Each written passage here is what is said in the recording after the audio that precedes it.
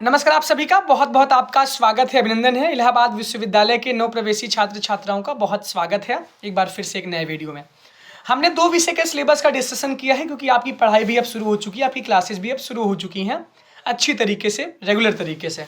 और जिन भी क्लासेस में अभी समस्याएं आ रही हैं तो वो समस्याएं बहुत ही जल्द मंडे से सही हो जाएंगी और आपकी क्लासेस रेगुलर चलेंगी।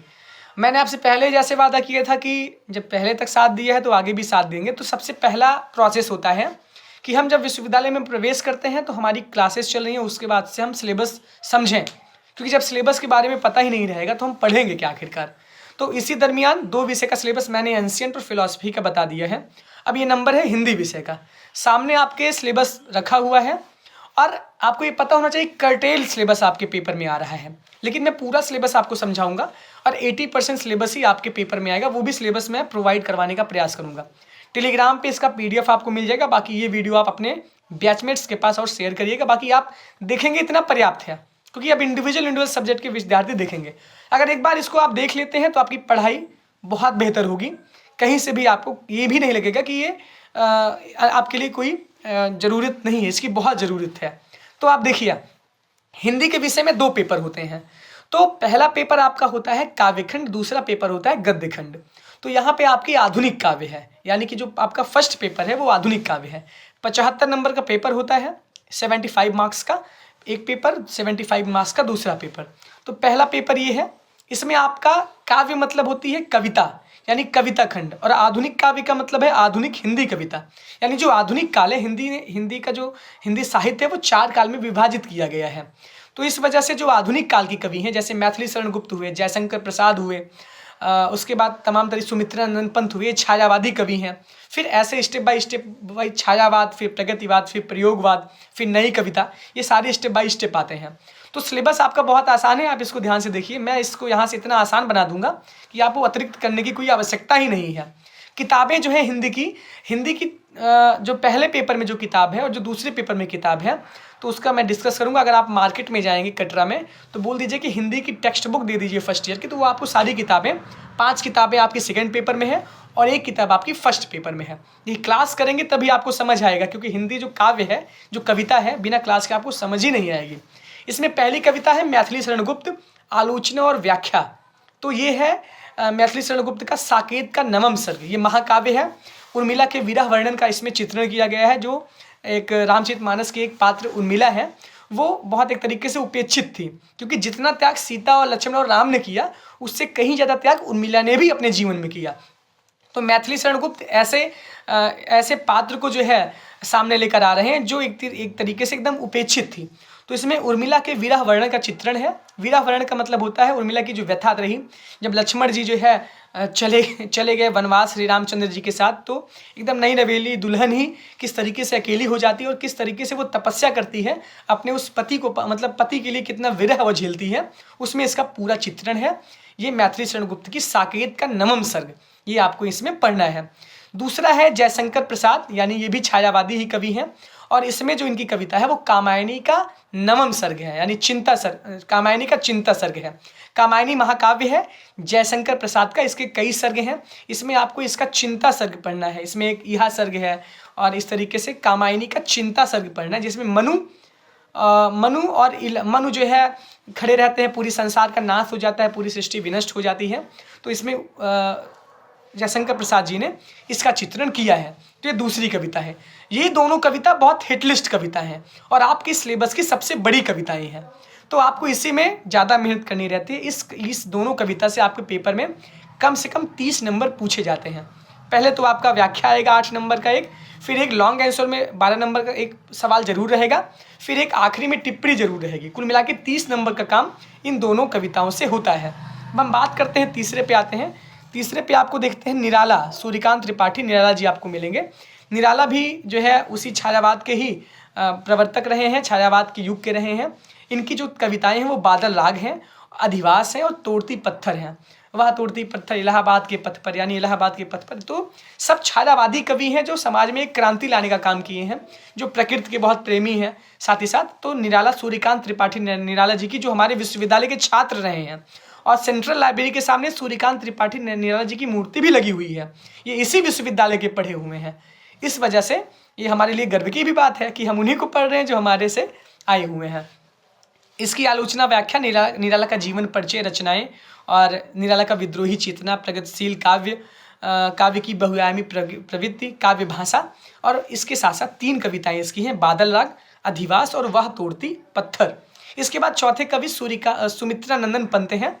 इनके भी बारे में आपको पढ़ना है और इनकी विशेषताओं को पढ़ना है। इसके साथ साथ जो इनकी कविताएं वो भारत माता है, नौका विहार है और ताज है। ये 3 कविताएं सुमित्रा नंदन पंत की हैं। इसके बाद हम बात करते हैं आगे रघुवीर सहाय। देखिए स्टेप बाय स्टेप चीज़ें बढ़ रही हैं। छायावाद के बाद फिर प्रगतिवाद, फिर प्रयोगवाद, फिर नई कविता, ये सारी चीज़ें आ रही हैं। फिर रघुवीर सहाय, आलोचना और व्याख्या। इसके साथ साथ जो इनकी कविताएं हैं वो है गीता, अधिनायक, अकाल और आत्महत्या के विरुद्ध। ये सारी कविताएं आपको मिलेंगी। देखने में आपको बहुत, देखिए शुरुआत की 2 कविताएं आपकी टफ हैं, कामायनी और साकेत। बाकी आगे आने वाली कविताएं उतनी ही आसान। देखिए खड़ी बोली जैसे जैसे आ रही है वैसे वैसे कविताएं और सरल होती जा रही है। बस उसके भावार्थ को हमको समझना है। जब तक आप क्लास नहीं करेंगे आप कुछ भी नहीं कर पाएंगे इस पेपर में। क्लास जरूर करिए। इसके बाद 6ठे नंबर पे आते हैं सच्चिदानंद हिरानंद वात्से अज्ञे। इनका बहुत बड़ा नाम है। तो ये अज्ञे जो है प्रयोगवादी कवि हैं। तो इनकी भी कविताएं हैं, आज थका ही हारिल मेरा, बावरा अहिरी, शब्द और सत्य एवं मेरे देश की आंखें। ये आप देखिए, इसको लगातार आपकी निगाहें आपके सिलेबस पे होनी चाहिए। हमारी बातें सुनती रहिए, हमको मत देखिए, आप सिलेबस पे देखिए। इसके बाद गजानन माधव भुक्तिबोध आते हैं। ये जो है प्रगतिवादी कवि हैं। तो इनकी जो कविताएं हैं, मैं उनका ही होता, मैं तुम लोगों से दूर हूँ, कहने दो उन्हें जो आज या कहते हैं, और भूल गलती। ये सारी चीज़ें गजानन माधव भुक्तिबोध की कविताएं हैं। इसके बाद नागार्जुन की कविता आती है। नागार्जुन की कविताओं में ये भी प्रगतिशील चेतना के ही कवि थे।